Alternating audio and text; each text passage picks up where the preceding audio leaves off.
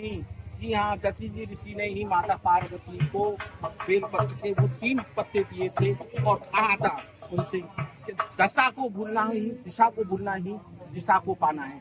अब मैं मेरे साथ बने रहिए, अब मैं उस स्थान पर आपको लेकर चलूंगा कि जहाँ पर माता पार्वती ने माता सती ने तपस्या की। तो देखिए, सबसे पहले देखिए कि आज सोमवार 5वां और आज पर नाग गंधर्व यक्ष कन्या सभी देवता मनुष्य ऋषि मुनि ऊपर से देवराज स्वयं देखते हैं इस भव्यता के लिए। तो कि ये 5वां सोमवार बहुत ही दुर्लभ कार्य है। 77 साल के बाद ऐसा योग आया है जब सावन का महीना सोमवार से शुरू और 5वां सोमवार भी लास्ट सोमवार से खत्म। तो देखिए ये भव्यता देखिए और यहाँ की सुंदरता। पहले यहाँ पे मैं देखना चाहूंगा सभी भक्तों को लास्ट है कितनी बड़ी यहाँ पर लाइन लगी हुई है। यहाँ तक पूरा देखिए और उमापति कैलाशपति महादेव की। तो देखिए यहाँ पे सबसे बड़ी व्यवस्था है यहाँ पे आप देखिए कितना श्रद्धालुओं का पर स्वयं माता पार्वती ने तपस्या की, माता सती ने खुद तपस्या की। अब मैं आपको जैसे कहूंगा कि कैमरामैन से देखता बड़े बड़े नाग गंधर्व यक्ष कन्या इस भव्यता को देखने के लिए, आज के दिन को देखने के लिए, इस दिन के लिए यहाँ पर आते हैं। और ये सोमवार बड़ा दुर्लभ योग है। मैं अभी बता रहा हूँ आपके लिए सोमवार बहुत दुर्लभ है। 77 साल के बाद ऐसा योग आया है। मैं आपको फिर मैं बताना चाहता हूँ, दधी जी ऋषि ने सबसे पहले बेलपत्री दिए माता पार्वती को, माता सती को, और उनसे कहा कि दिशा को भटकना ही दिशा को पाना है।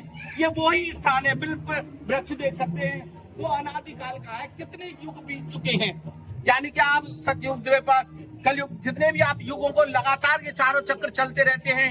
ये वृक्ष तब से खड़ा हुआ है और माता पार्वती के तप से, माता पार्वती के तप से आप देख सकते हैं कि वो चल चुका है। और उसी के घर में भोलेनाथ विराजमान है कि जहाँ पर माता पार्वती जी ने खूब तपस्या की। तो देखिए इस भव्यता को और यहाँ से देखें यहाँ पर कितनी भव्यता यहाँ पर बनी हुई है। पूरी लाइन को यहाँ पर देखते चले और वो वृक्ष भी अंदर ही मौजूद है जिसकी मैं आपको बड़े ऊपर दिखा चुका हूँ। वो अनादिकाल से है, अनादिकाल से। ये वो शुरुआत है माता पार्वती की कि जहाँ से उन्होंने भोलेनाथ को पाने की शुरुआत कर दी थी, यानी कि पहला चरण हरिद्वार से। अगर हरिद्वार के बारे में बात करना चाहूंगा आपसे तो हरिद्वार के बारे में क्योंकि यहाँ पर माता पार्वती माता सती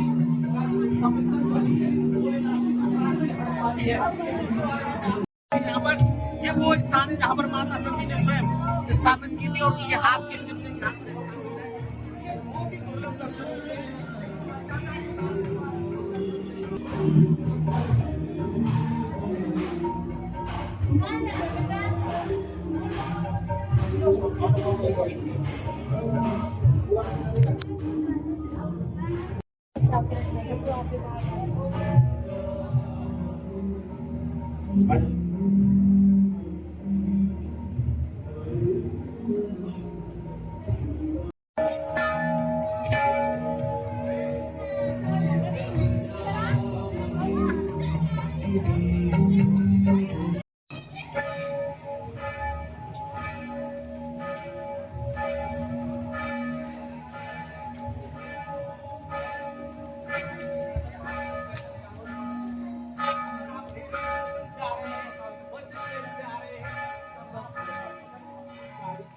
पड़ेगी।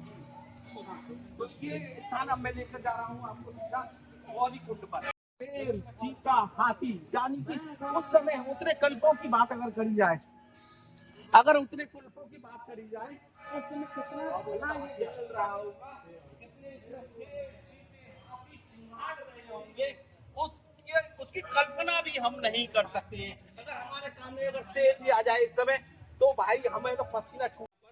और इसी सागौन के वृक्षों के पीछे अगर आप देखेंगे, मैं कहना चाहूंगा जरा पूरा जूम करके दिखाएं उसको, तो कितने बेलपत्री के लाखों वृक्ष यहाँ पर मौजूद होंगे।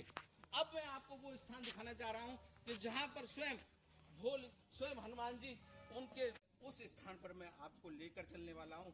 तो बने रहिए मेरे साथ लास्ट तक, वीडियो में बहुत आनंद आपको आने वाला है। तो देखिए ये दक्षिण मुखी है, फीट उनकी बनी हुई है।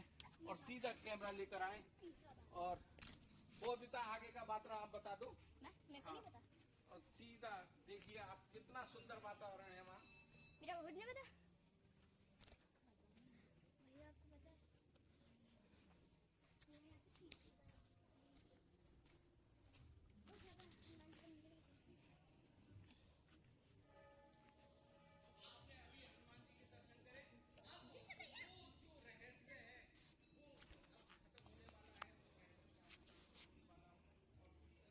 जिसके बारे में मैं आपको बताने की कोशिश कर रहा था कि मैं आपके लिए बताऊं तो हरिद्वार का जो रिश्ता रहा है भोलेनाथ से, हरिद्वार का जो रिश्ता रहा है भोलेनाथ से, एक यहाँ पर एक एनर्जी पावर जो होती है पॉजिटिव, वो यहाँ पर हमेशा चलती रहती है।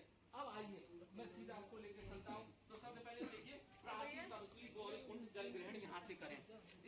इस जल को ग्रहण करने के बाद शरीर की जितनी नेगेटिव एनर्जियां हैं वो सारी खत्म हो जाती है। इतना अलौकिक जल है, स्वयं माता पार्वती के हाथ का है। और अब मैं आपके लिए उस स्थान पर लेकर चलता हूँ कि जहाँ पर सबसे पहले वो मणि का वो पीठ यहाँ पर बनी और वो बहुत ही अलौकिक जगह है।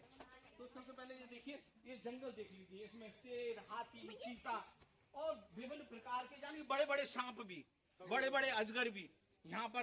और उस समय की बात करूं, कई युगों की बात करूं, कई कल्पों से पहले की बात करूं, तो उस समय का नजारा कितना भयानक होगा। आज के समय पर अगर हम बात करें तो एक समय भी, एक क्षण भी हम शेर के साथ नहीं रह सकते हैं, अजगर के नहीं साथ रह सकते हैं। लेकिन वो अनादि आदि शक्ति थी, उनकी सवारी भी शेर थी। अब मैं उस स्थान पर लेकर चलता हूँ। देखिए पहले आप बेगम दर्शन और यहाँ की सुंदर वातावरण आप सब लोग देख लीजिए।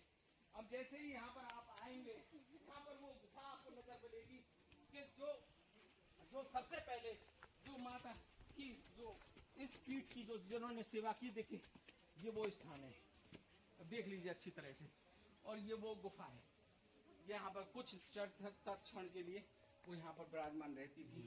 और अंदर उन संतों की आप देख लीजिए, उनकी प्रतिमा है कि जो उनकी सेवा में हमेशा रहते थे।